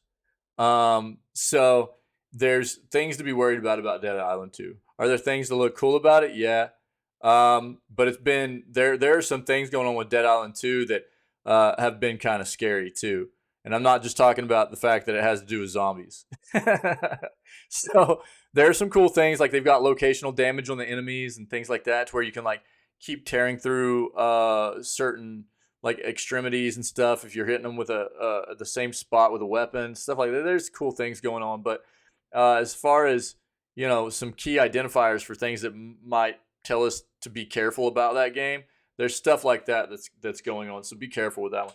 But you're right, the new Jedi Survivor game's coming out. There's a lot of hype about that. So But yeah, well, I guess we don't really know what's hitting for PS Plus in April, but that'll be coming very soon, man. We'll probably hit on it in the next few news segments, I'm guessing. Somebody will leak that, or PlayStation will identify it one. Yeah, so that's what I was saying, Ferret, was the initial. So he's getting the DRAM light, right? On the motherboard. The initial picture I was sent by Wick had the RAM put into the first two slots. And I was like, I don't think that's right. I think your slots are lined up wrong. They should, for an Asus motherboard, it's usually like 1 and 3, 2 and 4. And he was saying that he had them actually set up like that already, but I don't know. We'll keep working with you, Wick, and we'll figure it out, buddy. Yeah. Microsoft cancels long-running £1 Game Pass offer. Yeah, fix your slots, Wick. What's up, Reject? What are you doing, dude? Company is evaluating different marketing promotions. Microsoft has canceled its introductory Game Pass offer, which allows fans to buy a month. Yo, what kind of RAM are you running to, dude? Yeah, for testing a single stick, manual says slot 3. Thanks, dude. Yeah. So that's definitely a good idea there. What, Wick, if you can get us the stats of the RAM too, dude, that would be good. Like the make and model of the RAM. Sometimes there's so quite often with BIOSes as well, dude, depending, because he's had that motherboard sitting around for a while. Yeah, so this isn't like, this motherboard's been sitting around for a little bit. And if your BIOS is old and you have new RAM, the RAM might not be supported in that BIOS, Doug. So that might be something that's causing some issues too. So we might need to get your BIOS flashed, man, before it'll run off of that RAM. So that could be causing an issue as well. It just depends. If this is like a new RAM that motherboard was created before, and that BIOS is old, that could be causing an issue also, brother. But we'll get it figured out. RAM stats: +2 strength, +1 int, 30% crit chance. No, dude, I think you're on par there, Reject. Yeah, no, I think you got it. Yeah, no, you're good, dude. Yeah, Reject's gonna help us get it fixed up, Wick. Don't worry about it, dude. Because usually motherboards always come with a list of RAM that are known to work well, and it doesn't mean other RAM sticks won't work, but especially as new RAM comes out, BIOSes need to be updated to be compatible with new RAM that gets released and stuff too. And if that motherboard is a bit older and the RAM's newer, that could be causing an issue also.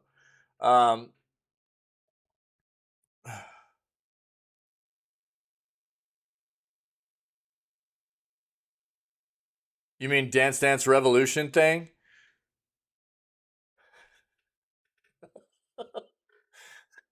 Yeah. Yeah. It's Dance Dance Revolution RAM, I think is what it is. I think that's what, isn't that what we're talking about? Wait. I think it's Dance Dance Revolution 5 RAM.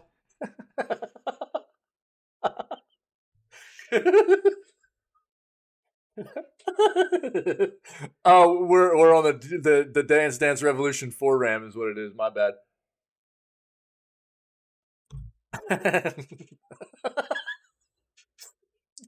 Ferret, bro. Wick's probably going, oh my god, dude. These are the people that are going to be helping me fix my computer. Microsoft has canceled its introductory Game Pass offer, which allowed fans to buy a month of Xbox or PC Game Pass for just £1. While the introductory offer has been available since Xbox Game Pass launched in 2017, Microsoft has confirmed that it is no longer available for fans to buy. In a statement to The Verge, Carrie Perez Head of global communications at Xbox said, "We have stopped our previous introductory offer for Xbox Game Pass Ultimate and PC Game Pass and are evaluating different marketing promotions for new members in the future." Last year, Microsoft announced a family and friends plan for Game Pass. This rolled out in a beta phase. It has been out in a beta phase in Ireland and Colombia initially, which allowed up to 5 people to share a subscription. When it was announced, the company confirmed that it would cost 19 pounds compared to Ultimate's existing price of $11.25. However, the Friends and Family service is currently only available in 8 countries. Oh, so it's expanded now. Sweden, New Zealand, Ireland, Colombia, Chile, Hungary, South Africa, and Israel. Again, yeah, like I said, Ireland and Colombia was where it rolled out initially. It was just 2 countries, but apparently it's expanded now. Company has also reportedly been gauging interest in a cheaper ad-supported version of the subscription service. This is becoming a more popular thing for subscription-based entertainment services to do. Netflix is doing it. Hulu's been doing it forever. I mean, there are a lot of them that do it, you know. The lower tier subscription would get access to Microsoft's first-party games 6 months after launch, while players would need to sit through adverts before opening a game through the service. Back in February, Microsoft claimed that Game Pass harmed the direct sales of games in its library. The comments were made to the UK's Competition and Markets Authority, which is currently investing in Microsoft's proposed $50 billion acquisition of Activision Blizzard, and the impact it would have on competition in the game industry. Last week, the watchdog found that Microsoft's acquisition won't result in a substantial lessening of competition in console gaming services, though its investigation into its effect on the cloud gaming market continues. Okay. Yeah, so the £1 offer is no longer. Yeah. No longer. That was a good deal though. It really was. Really was. Yo, here I'm gonna link this again though. I found this morning, man. There's a cool article here from Geek Tyrant with videos down here, video game console restoration and repair videos. I'm gonna hold on to this. I'm gonna bookmark this because I like doing this kind of stuff too, and I always have. But these are going to be some good videos for anybody that might be looking into. Now, what you guys need to understand is be very careful if you're cleaning up old consoles and stuff, especially the kinds like these that you can see they have like the sun stains on them and stuff like that. This can be cleaned. You can get this off. And I haven't looked at these videos. They probably do a good job showing you how to remove that and make these look very good without messing with the print, the original print on these. But if you use a very acidic cleaner on these shells, it will remove these original prints, like the Nintendo stuff on here and the power and eject and reset and the colors on here. So you need to be very careful. You can't just use any kind of abrasive, like acidic cleaner you want. It'll wreck that stuff. And yeah, I mean, you can potentially find stencil stuff to put back on there or whatever, but you want to maintain that original stuff. So just be very careful. But there's some cool videos in here that you guys might be able to utilize. Yeah. What version of Super is that? Wasn't that the European version? I think, wasn't it? Isn't that the European version? The PAL version, right? Pretty sure. Can somebody confirm that? I think that was the European version of the Super Nintendo. Yeah, pretty sure. Yeah, I always saw it for a long time. I was like, dude, that's a weird looking Super. But yeah, I'm pretty sure that was the European version. Yeah, I can confirm. Yeah, Peter, you're right. You're right. But I mean, again, there. So what I would say is, even before you use something like that, there are a lot of people and companies and stuff that have tried and true methods for cleaning these shells that will not mess them up. And so, even if you're planning on using something that you think won't, it's better to do your research rather than run the risk of messing up the shells. Because it'll just take a quick search and find out the best ways to do it. But these are probably going to be some good videos. Here.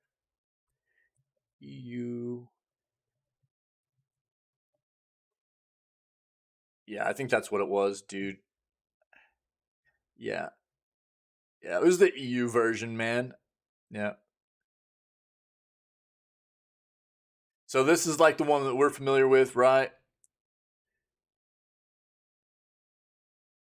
And that's like the European version was more like the these that you'll see here. The PAL version. Yeah. Yeah. Yeah, so if you played a Super Nintendo, man, it was one or two of these like different consoles. Yeah. Yeah. I always thought this version looked better. But I didn't know if it was just me being biased because that's the one I grew up with, you know? I wasn't sure. I mean, this is the one I grew up with, and I just always thought it looked a little bit cleaner, you know? I don't know. But this was referred to as the Nintendo Super Famicom, you know? But I liked the big purple switches on it and everything. I thought it looked cool.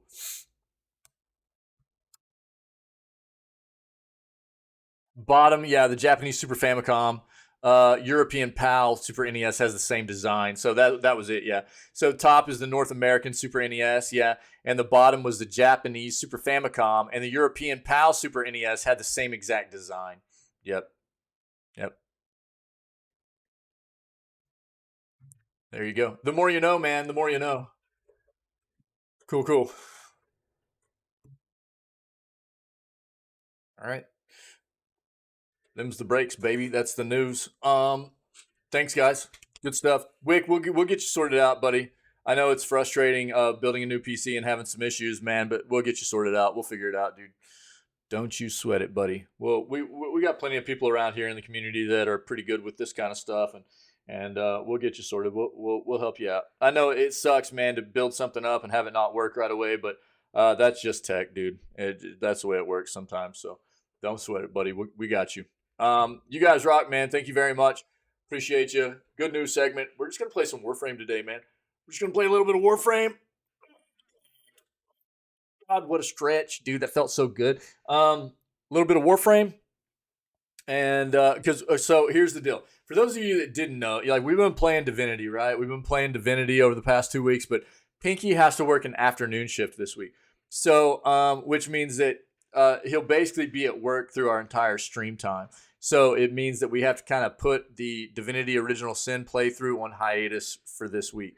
We'll probably pick it back up this weekend. It's looking like I might actually have a down day this Saturday. I'll confirm that with everybody, but Saturday might be a down day for me. But what we'll probably do is end up picking Divinity back up on Sunday and then run through the entire next week with Divinity again. But this week, it's looking like probably just going to be doing Warframe for like Monday through Wednesday, and then be playing a game called Dredge on Thursday and Friday, and see how that goes. Cool. So that's the play right now. That's what we're looking to do, and just so everybody knows what the content's going to be for the coming week. All right. You guys rock. Appreciate you. Good news segment. Thanks for all the input and discussion and everything. And we'll move on to doing some Warframe stuff for today and the next few days. If anybody out there is catching any of our content, this video gaming news segment, we've got other stuff out there on some highlights of gameplay or VODs of gameplay and clips, funny stuff, YouTube, our YouTube channel and the Twitch channel here. And if you're enjoying all that content, then come hang out with us, man. We go live at 6 a.m. CST. We've got an awesome community of individuals here. We have a great time. We'd love to have more people come hang out with us and enjoy what we do here. So 6 a.m. CST, we go live. We do video gaming news every single day before we jump into whatever gaming content we have planned for the rest of the day, okay? So other than that, you guys just happy Monday. Stay healthy, stay safe, be kind. And we will catch everybody tomorrow for March 28th edition of Video Gaming News. All right?